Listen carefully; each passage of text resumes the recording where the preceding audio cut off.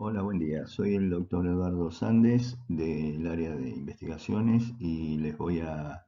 comentar algunos aspectos de la biología celular que tienen que ver con la muerte celular en general. Sabemos que la población tisular de cualquier tejido, a partir de la diferenciación de precursores o células STEM que se van duplicando, van formando parte de esa población celular, se van diferenciando y por otro lado, una vez que cumplen su tiempo de función dentro de ese tejido, entran en un proceso de muerte celular. Con esto lo que quiero decir es que la muerte celular es un proceso que tiene que ver con la homeostasis de un tejido y por lo tanto es un proceso normal que forma parte del organismo. Cuando la muerte celular se altera, ya sea en más o en menos, es que vamos a ver que aparecen condiciones patológicas.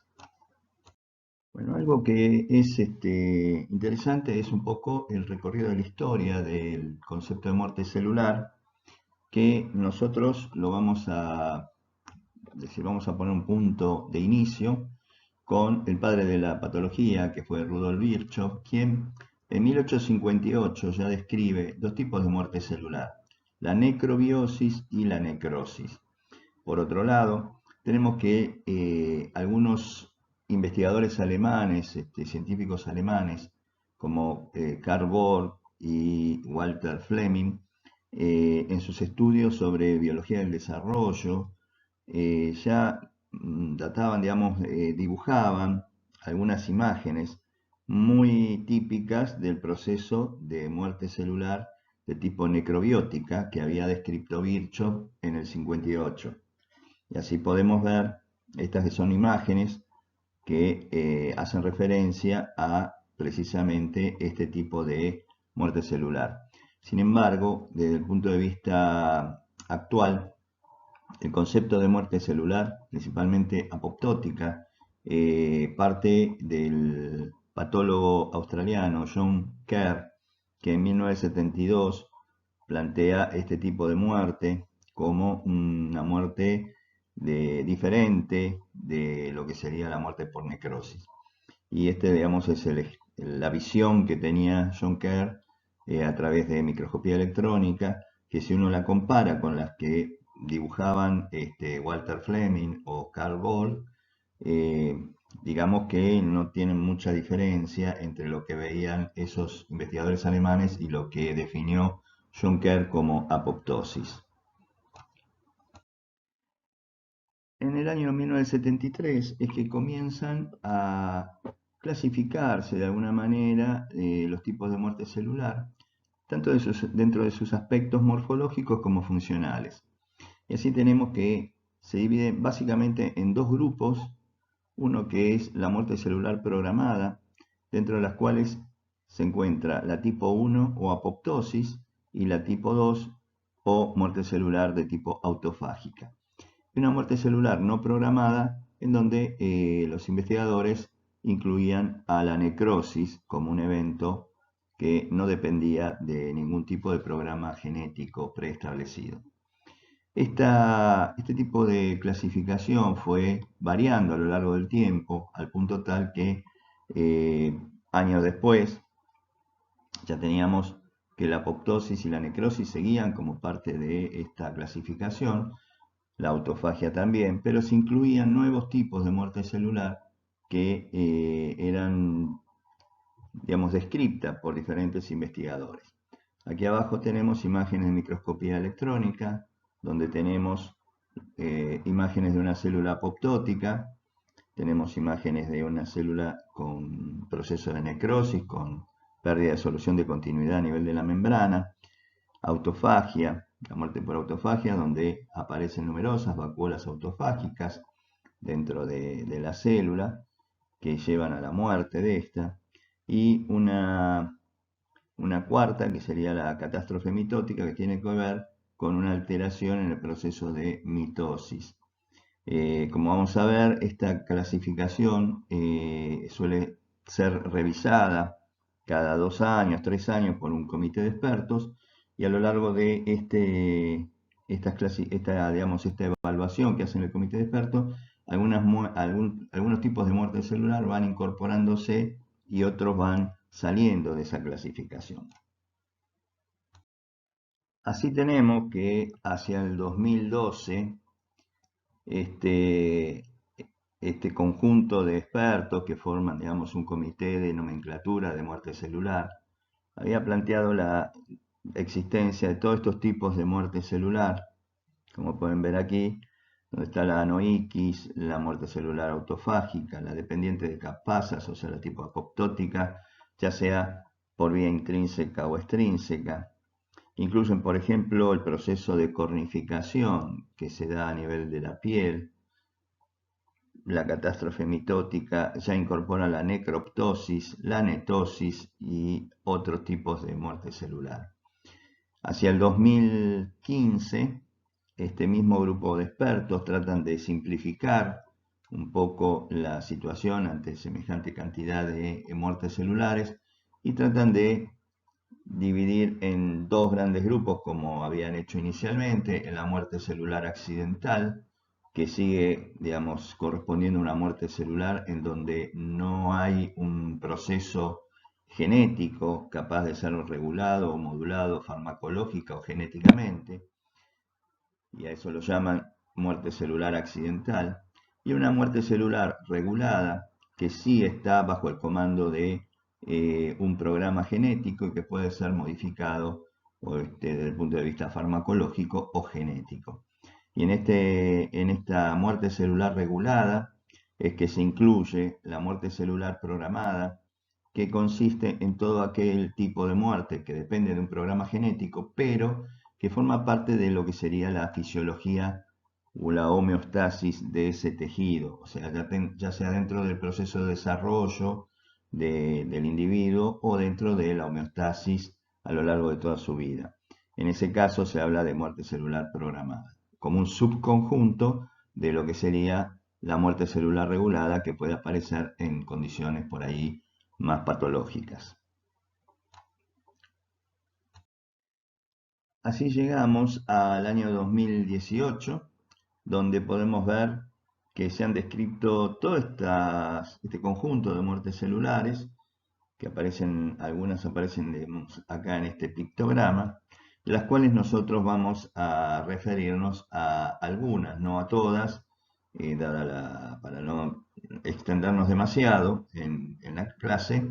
pero vamos a tratar de explicar algunos mecanismos moleculares que tienen que ver con el proceso apoptótico, ya sea la vía intrínseca como la vía extrínseca,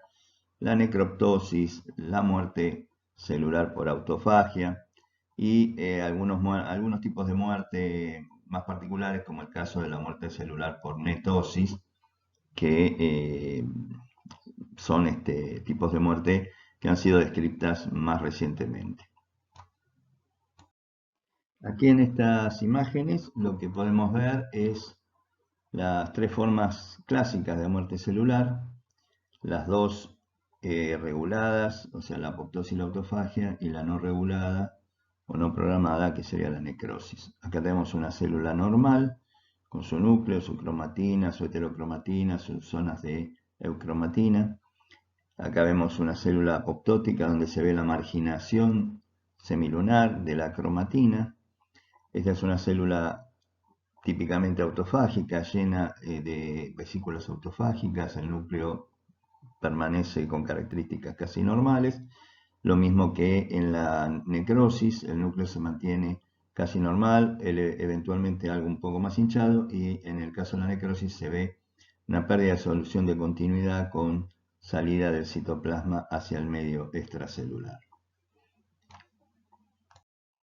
Desde el punto de vista oncológico, tenemos que tener siempre presente que la muerte celular es un mecanismo de oncosupresión. ¿Sí? Robert Weinberg, podríamos decir el padre de la oncología molecular, el descubridor del protoncogen RAS y del gen supresor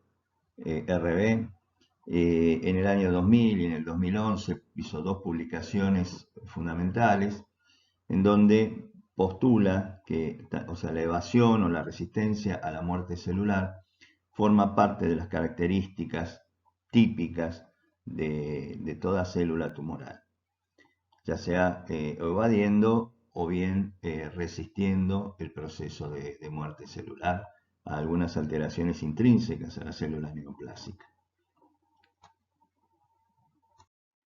Para comenzar vamos a describir la apoptosis, que el término apoptosis proviene del griego, significa caída de las hojas o caída de los pétalos, y que este término lo acuñó el patólogo John Kerr mientras realizaba sus estudios sobre muerte celular en hepatocitos. Y básicamente la apoptosis se caracteriza por ser un proceso activo, regulado, programado, dependiente de energía, es asincrónico, o sea, no se produce de manera, eh, podríamos decir, en conjunto de un gran número de células, sino que distintas células pueden entrar en apoptosis en forma aislada, puede afectar distintos tipos de linajes celulares. Generalmente es un proceso que se da en cascada, esto es, ocurre en etapas, de las cuales se considera que hay una etapa temprana potencialmente reversible y una etapa tardía que se considera irreversible, donde ya la célula va directamente a la muerte celular. Bueno, aquí vemos cómo la apoptosis forma parte de situaciones fisiológicas o normales y situaciones patológicas, tanto en el desarrollo embrionario como en el sistema inmune, en determinados tejidos que pueden estar bajo control hormonal y también como parte del recambio propio de ciertos tejidos, digamos, de la homeostasis y del mantenimiento de tejidos normales. Y aquí vemos algunas situaciones patológicas en donde la alteración en el proceso de apoptosis lleva a situaciones de enfermedad. Aquí vemos algunas imágenes donde algunas situaciones de alteración o fallas en la apoptosis durante el desarrollo embrionario. Esta es bastante común, la falla de la apoptosis y a nivel de la membrana interdigital que lleva a la falta de separación de los dedos, en el caso de los dedos de los pies. Y se vio, por ejemplo, que la falla en la muerte celular de células neuroprogenitoras que no hacen sinapsis también conduce a un proceso patológico. Aquí en este caso vemos un embrión de ratón en el cual este embrión es normal y este otro es knockout para el gen de APAF1 o deficiente en caspasa 9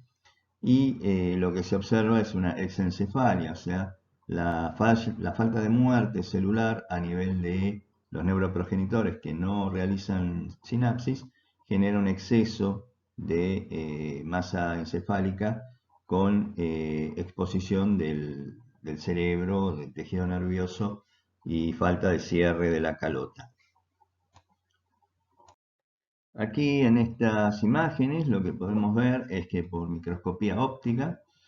podemos ver en este tejido que vamos a encontrar un poco algunas de las características que mencionamos antes, la asincronía. Estas células son típicamente apoptóticas, células que se han separado de sus células vecinas, que han compactado la cromatina, se encuentran constreñidas y con su cromatina y sus núcleos pignóticos separados, son típicas apoptosis, aquí también, pero que al mismo tiempo conviven con células normales, ¿sí?, que están acá, como podemos ver, con sus núcleos normales, y otras que están en pleno proceso mitótico. Por lo tanto, esto muestra la asincronía que hay dentro del tejido con respecto a la apoptosis, ¿sí? O sea que es un proceso, podríamos decir, aislado, propio de cada célula. Por otro lado, abajo lo que vemos son algunas imágenes de microscopía electrónica, donde podemos ver la formación de bullas para formar los cuerpos apoptóticos, lo que se conoce como Blevin, y acá la marginación semilunar de la cromatina a nivel periférico. Esta imagen de acá abajo es una célula que ha fagocitado, un cuerpo apoptótico, donde se ve también un fragmento de citosol con un fragmento también de cromatina bien compacta, que vemos el núcleo de la célula normal del fagocito. Y este es una microscopía de escaneo donde se puede ver un cuerpo apoptótico como es la superficie de la membrana. A nivel molecular, lo que se puede ver es que la apoptosis puede activarse a través de dos vías diferentes. Una, la vía extrínseca dependiente de señales externas, y una vía intrínseca o mitocondrial dependiente de señales internas. En el caso de la vía extrínseca, como su nombre lo indica, depende de una señal de un ligando externo que va a actuar sobre un receptor de membrana. Vamos a describir el caso del sistema Fas ligando, en donde el receptor de membrana Fas CD95 recibe al ligando y para ello trimeriza, se juntan tres moléculas de Fas, y estas tres moléculas de Fas presentan en su región citosólica unos dominios proteicos denominados dominios de muerte.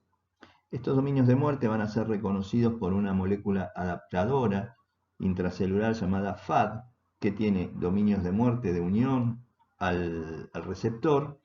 y dominios efectores de muerte que van a reconocer dominios presentes en el propéptido de la caspasa 8. Esta unión entre el receptor unido a su ligando, unido al coactivador o adaptador, molécula adaptadora FAD, que a su vez recluta a la procaspasa 8, forman un complejo denominado DISC o complejo inductor de muerte celular. Este complejo DISC, donde se encuentran varias moléculas de caspasa 8 unidas al receptor, van a promover el clivaje o el autoclivaje de las procaspasa 8 a caspasa 8. Una vez que la caspasa 8 se cliva, se transforma en caspasa 8 activa. La caspasa 8 activa es la que va a funcionar como caspasa iniciadora de la vía extrínseca. ¿Qué va a hacer? Esta va a clivar a la procaspasa 3 y va a transformarla en un propéptido inactivo, en un péptido o en una enzima activa. La caspasa 3 actuará sobre distintos blancos moleculares, distintas moléculas del citosol y del núcleo que van a generar y van a llevar a la célula al proceso de apoptosis. Por otro lado, a nivel de la vía intrínseca o mitocondrial, tenemos que determinados eventos intracelulares hacen que la membrana externa, la mitocondria, pierda su capacidad, digamos, de contener al citocromo C dentro del espacio intermembranoso de la mitocondria. Por lo tanto, se produce la salida de el citocromo C, que puede ser consecuencia de diferentes estímulos, como puede ser pérdida de la permeabilidad o apertura de poros a nivel de la membrana externa por moléculas proapoptóticas, como vemos aquí, BAC, BAD, BID o VAX, que funcionan como moléculas proapoptóticas, abriendo poros en la membrana externa y permitiendo la salida del citocromo C. El citocromo C, junto con ATP y esta molécula llamada APAF1, o factor activador de la proteasa apoptótica, lo que va a hacer es generar un complejo multimérico, heptamérico, o sea, 7 moléculas de APAF1, citocromo C y ATP, reclutan a la procaspasa 9, formando lo que se llama el apoptosoma. La caspasa 9, o mejor dicho, la procaspasa 9, formando el complejo del apoptosoma, se autocliva y en este caso lo que va a suceder es que la procaspasa 9 pasa a caspasa 9 y se transforma en lo que sería la caspasa iniciadora de la vía intrínseca. Esta caspasa 9 cliva a la procaspasa 3 que la activa, algo similar a lo que hacía la caspasa 8, y va a llevar adelante el proceso de muerte celular programada. En el medio hay factores que pueden intervenir modulando la activación de la caspasa 9, como los factores inhibidores de la apoptosis o IAPS, algunos factores que bloquean precisamente, que salen de la mitocondria, del espacio intermembrana junto con el citocromo C y que van a promover la apoptosis, y otros que van a bloquear la apoptosis como los miembros de la familia BCL2. Todo esto vamos a ir viéndolo, cómo pueden interactuar a nivel de la vía intrínseca, pero básicamente sería la salida del citocromo C unido a ATP y a PAF1, que forman el apoptosoma, que va a ser el que va encargado de activar a la caspasa 9 o caspasa iniciadora de la vía intrínseca. Por último, esta actúa sobre la caspasa 3, que lleva adelante la muerte celular programada por apoptosis a través de la vía intrínseca. Acá lo que vemos son los complejos iniciadores de la apoptosis, donde podemos ver el DISC que habíamos mencionado en la vía extrínseca, con su ligando, su receptor, o sea, FAS ligando, FAS, la molécula FADO adaptadora y la caspasa o procaspasa 8, el apoptosoma heptamérico formado por APAF1, citocromo C y ATP. Y también hay un tercer complejo denominado PID-osoma que está relacionado con la activación de la caspasa 2. Este complejo se ha visto que puede promover apoptosis a través de señales internas, o sea, señales que tienen que ver con la activación del P53 dentro de la célula, pero también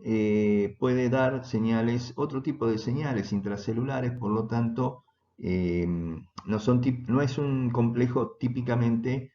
proapoptótico, ¿sí? O sea que dependiendo del contexto celular, puede llevar a la célula a la apoptosis o no. Acá en esta diapositiva lo que vamos a ver es la conexión que existe entre la vía extrínseca y la vía intrínseca. Para ello vamos a hablar de un péptido, una proteína pequeña que se denomina BID, que pertenece a la familia de los BCL2, en este caso de los BCL2 proapoptóticos, como VAX, BAD, que lo que va a hacer esta proteína BID es que al ser un sustrato de la caspasa 8, el sustrato de la caspasa 8, este puede ser clivado y este bit truncado, que está fragmento verde, puede unirse a los complejos VAX-VAC que forman poros en la membrana externa de la mitocondria, permitiendo la salida del citocromo C y por ende van a activar la vía intrínseca uniéndose a PAF1 formando el apoptosoma. Esta activación de la vía intrínseca a través del bit truncado también puede ser consecuencia de la liberación de enzimas similares a las caspasas, que son enzimas lisosomales, que ante determinados estímulos como la presencia o el aumento de especies reactivas del oxígeno, como consecuencia de una alteración en el funcionamiento mitocondrial, se puede permeabilizar la membrana del lisosoma, extravasar hacia el citosol, proteasas lisosomales como las catepsinas, y estas clivar a BID y hacer el mismo efecto que hacía la caspasa 8, promoviendo entonces en este caso la activación de la vía intrínseca como consecuencia del truncado de este péptido BID. Bueno, aquí simplemente les dejo una lista de agentes inductores de la apoptosis, entre los que encontramos agentes físicos, agentes hormonales o factores de crecimiento, agentes biológicos, xenobióticos y agentes antitumorales o fármacos citotóxicos. Aquí lo que quiero mostrarles es cómo la intervención de las proteínas de shock térmico, HSP 70, 27, HSP 90, tratan de modular en forma negativa, bloqueando de alguna manera todo el proceso que tiene que ver con la muerte celular. O sea, estas chaperonas que denominadas proteínas de shock térmico, intervienen en todos los procesos, tanto en la regulación, digamos, de la vía extrínseca, como en la regulación de la vía intrínseca, modulando de alguna manera, tratando de que la célula pueda reparar el daño al cual se fue o que generó la activación de la apoptosis. Esto es un equilibrio que todas las células tienen como para permitir la recomposición de esta situación de señal de muerte celular. Cuando esto no es posible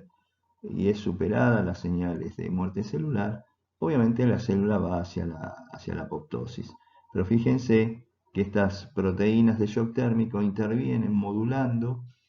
en todos los pasos posibles el mecanismo de muerte celular como para permitirle a la célula hasta último momento una recomposición de su daño. Ahora vamos a describir algunas características de las caspasas. Se trata de cisteíno-proteasas. Se conocen alrededor de 14 miembros. Son endopeptidasas, esto quiere decir que realizan cortes digamos, dentro de la molécula proteica, que es blanco de su acción enzimática. En general se encuentran como propéptidos, o sea, como procaspasas que se autoclivan precisamente al ser su actividad endopeptidasa, cortan el pequeño fragmento o prodominio que las mantiene inactivas. En general producen activación o inactivación de sus blancos moleculares porque no degradan, ya que no van rompiendo aminoácidos, sino que producen cortes intramoleculares. Se conocen tres grupos. El primer grupo está asociado con la maduración de citoquinas y los grupos 2 y 3 están asociados con la apoptosis. Como vamos a ver en la próxima diapositiva. Aquí podemos ver lo que mencionábamos recién, los tres grupos, el grupo 1, el grupo 2 y el grupo 3. Más en detalle, el grupo 2 corresponde a las caspasas iniciadoras, la caspasa 9, 2, 8 y 10, y el grupo 3 corresponde a las caspasas efectoras, la caspasa 3, 7 y 6. Cada una con sus características. Acá vemos que la 9 y la 2 tienen dominios de reclutamiento de caspasas, mientras que la 8 y la 10 tienen los dominios efectores de muerte, que son los que le permiten unirse al AFAD para formar el DISC. ¿Sí? Y la 9 es la apoptosoma y el pidosoma la 2. Como desde el punto de vista estructural, vemos que el zimógeno o la procaspasa tiene un prodominio que es el prodominio que bloquea el sitio activo, después tiene una subunidad mayor y una subunidad menor. Normalmente la actividad proteolítica se da como un tetrámero, en donde tenemos que la procaspasa pierde el prodominio que bloquea el sitio activo y después se genera un corte que transforma la subunidad mayor y la subunidad menor en un dímero que interactúa con otro para formar un tetrámero, y así es la forma activa de la caspasa. Aquí lo que queremos mostrar es básicamente los blancos moleculares de las caspasas ejecutoras. Muchos de ellos tienen que ver con el citoesqueleto, tanto de los microfilamentos de actina como con el citoesqueleto de los filamentos intermedios. Lo que hace las caspasas es clivar algunas moléculas que intervienen uniéndose a los filamentos intermedios. En este caso, por ejemplo, tenemos que también las láminas A, que son filamentos intermedios que dan estructura al núcleo, son este blanco molecular de las caspasas, el gen supresor tumoral RB, el inhibidor de la nucleasa CAD, el ICAD, que va a ser degradado y de esta manera libera a la nucleasa, que genera cortes internucleosomales a distintos niveles, dando una rotura del ADN que cuando uno hace la corrida electroforética de ese DNA de la célula que murió por apoptosis, se ve la característica escalera o ladder del DNA como consecuencia de la actividad de esta nucleasa.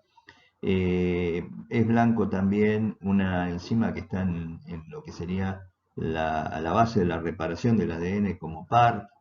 algunas enzimas como la proteinquinasa C, o sea que los blancos moleculares de las caspasas son bastante amplios y diversos y lo que hacen es generar digamos, demoler prácticamente a la célula, tanto en sus aspectos de citoesqueleto como en la parte de lo que hace al DNA. Por otro lado, aquí en esta imagen podemos ver estas moléculas que son los inhibidores de la apoptosis, que son moléculas que lo que van a hacer es bloquear de alguna manera la actividad de las caspasas. Los IAPs, XIAP, son moléculas que bloquean la actividad de las caspasas y esto forma parte, digamos, del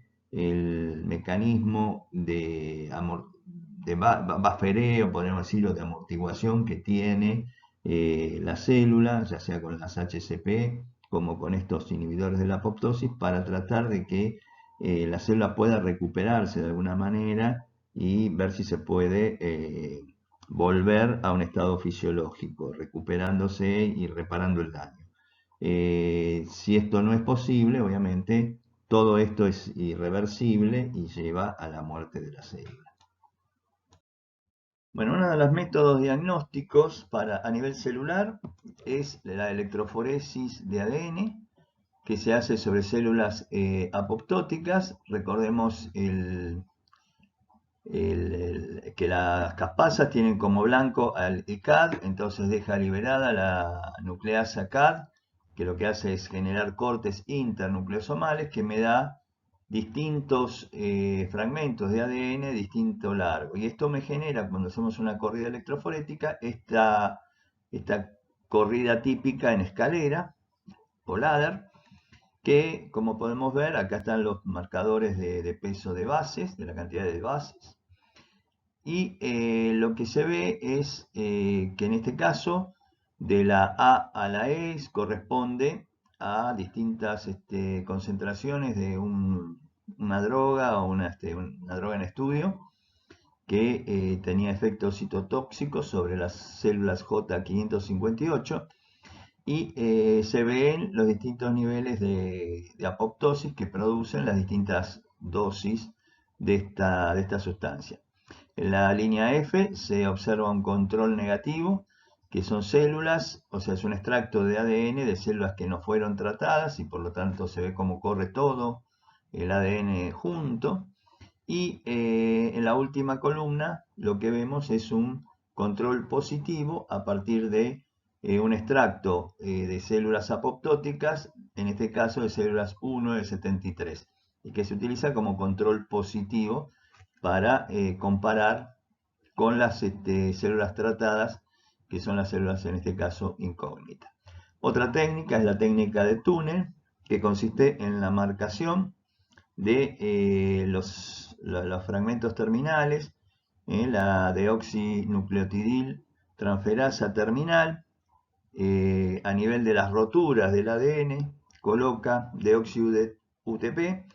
que en este caso se utiliza marcado. Aquí está marcado con un cromóforo llamado BODIPI y acá está marcado con ApoBRDU, pero en los dos casos lo que se ve es la marcación, los spots de marcación de las células apoptóticas por medio de estos fluoróforos. En el caso de la derecha, vemos que las células necróticas están marcadas con iodouro de propidio y se ven, por lo tanto, rojas. Una de las características que habíamos mencionado dentro del proceso apoptótico temprano era la externalización del fosfolípido fosfatidilserina, que era reconocido por anexina 5 de las células que se encuentran en la membrana de las células vecinas como señal para la fagocitosis de la célula apoptótica o del cuerpo apoptótico. En este caso, si bien es un estudio clínico en fase experimental, debido a los costos que tiene, se ha utilizado la anexina 5 marcada para hacer un escaneo para evaluar la respuesta terapéutica a las lesiones de tipo secundario, o sea, lesiones metastásicas, cuando el paciente es sometido a quimioterapia. En este caso, se ve que un centellograma óseo total presenta a este paciente una lesión secundaria en el hombro derecho, que acá la podemos ver marcada con la flecha amarilla, y que este escaneo de anexina 5 fue hecho antes de la quimioterapia. Cuando se hace el mismo escaneo un día después de realizada o de comenzada la quimioterapia, lo que se observa, así en forma, digamos, sorprendente, es que se ve la lesión que se veía en el centellograma óseo previo, pero también aparece en el hombro contralateral una imagen que denota la presencia de una segunda lesión metastásica en el hombro izquierdo que en el centellograma no se observaba. Y sin embargo aquí, por acción de la quimioterapia, se ve que hay presencia de células tumorales que están muriendo por apoptosis y que la anexina 5 ha podido detectarlas. Esto es un ejemplo de cómo algunas características del proceso apoptótico a nivel molecular pueden ser utilizadas a nivel clínico. Si bien esto es un estudio de tipo experimental, dado el costo que tiene este tipo de escaneo con anexina 5, muestra la potencialidad que puede tener el conocimiento de estas vías moleculares a nivel de la muerte celular de las células tumorales. Ahora vamos a describir brevemente los genes de la familia BCL2. Si bien BCL2 es una molécula con una característica de sobrevida y de antiapoptosis, cuando se empezaron a descubrir los diferentes integrantes de esta familia, las distintas moléculas, se vio que mayormente los componentes de esta eran proapoptóticos más que antiapoptóticos. Básicamente tenemos que dentro de los proapoptóticos se encuentran dos grupos principales que son los que tienen dominios BH3 solo, que son estas proteínas que tenemos acá, este grupo que tenemos acá arriba, donde encontramos a BIM, PUMA, BAD, NOXA, BID, que habíamos hablado. Todas estas proteínas que tienen efectos proapoptóticos se caracterizan por tener todas dominio BH3 solo. Luego tenemos VAX y VAC que corresponden a proteínas proapoptóticas que tienen dominio BH3, pero además tienen otros dominios como BH1 y BH2 y dominios transmembrana, y por lo tanto se los considera efectores de tipo multidominio. Y un tercer grupo, que sería el grupo de los antiapoptóticos o prosobrevida, entre los cuales se encuentran principalmente BCL2 y BCL-XL, y que en este caso se caracterizan porque además de tener los dominios BH1, 2 y 3, tienen un dominio BH4, más allá de tener su dominio transmembrana. En este caso, BCL2, que es quien da el nombre a esta familia, surge debido a que se ha observado la sobreexpresión de BCL2, principalmente en algunos linfomas, como el caso de los linfomas foliculares de tipo B, que se deben como consecuencia de translocaciones entre el cromosoma 14 y el cromosoma 18. Aquí vemos que en el cromosoma 18 se encuentra el gen de BCL2 y la translocación 14-18 genera que el gen BCL2 pase a la porción del cromosoma 14 en cuya zona se encuentra el gen de la cadena pesada de la inmunoglobulina. Por lo tanto, el gen de BCL2 queda bajo el comando del promotor de la inmunoglobulina, que es un promotor muy activo en células B, como células productoras de inmunoglobulinas. Por lo tanto, estas células, esta translocación, lo que va a provocar en estas células es que va a haber una sobreexpresión de BCL2 y esto genera, por lo tanto, que estas células sean resistentes a la muerte celular. Y de ahí el desarrollo de la patología maligna. Esto que acabamos de decir para los linfomas foliculares de tipo B, lo podemos ver en este experimento in vivo, en ratones a los que se les inocula células linfomatosas marcadas con proteína fluorescente verde o GFP, en las cuales hay los primeros ratones que son controles, son células que tienen la proteína fluorescente pero que no sobreexpresan BCL2, y los ratones del grupo de abajo sí sobreexpresan BCL2. Aquí vemos la localización a nivel ganglionar que tienen estas células, y que cuando se realiza el tratamiento con ciclofosfamida, un citostático que es utilizado en los linfomas, se puede ver que en el grupo de arriba, que no expresa BCL2 o no sobreexpresa BCL2, el tratamiento con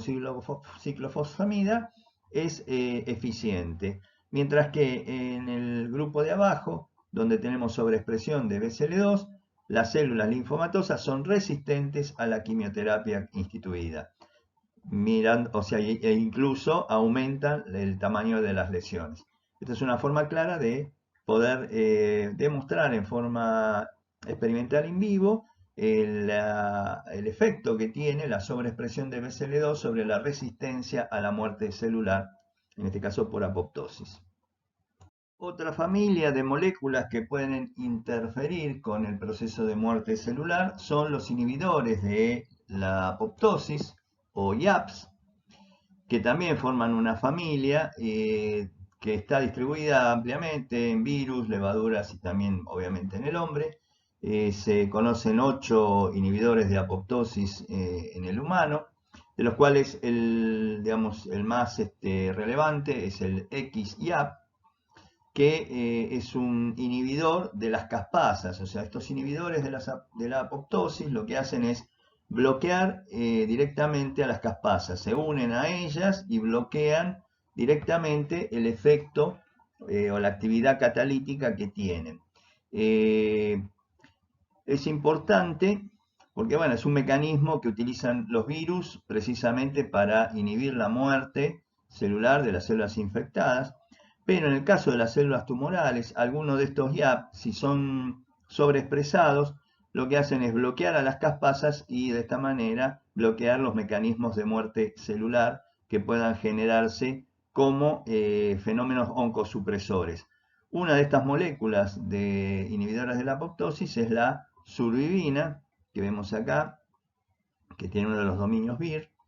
y que precisamente es una molécula que, si está sobreexpresada, suele bloquear los fenómenos de muerte celular secundaria a daños mitóticos, o sea, al proceso de oncosupresión que se conoce como catástrofe mitótica. Y lo que hace esta molécula, si está sobreexpresada, es bloquear precisamente la muerte celular que induce el daño a nivel cromosómico. Esto lo que hace es que las células tumorales puedan persistir y puedan sobrevivir en situaciones de aneuploidía que sin la sobreexpresión de este inhibidor de la apoptosis entrarían en muerte celular como catástrofe mitótica.